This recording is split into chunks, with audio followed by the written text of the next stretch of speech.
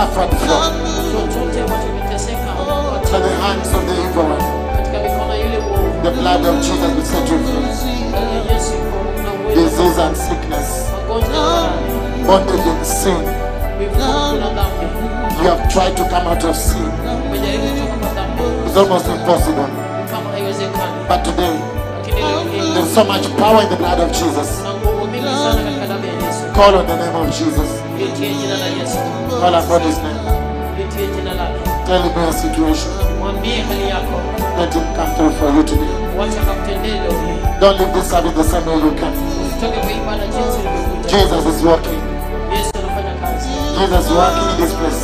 Yesu anafanya kazi mahali hapa. Release yourself to him. Ujiachilie kwake, Ask him to intervene.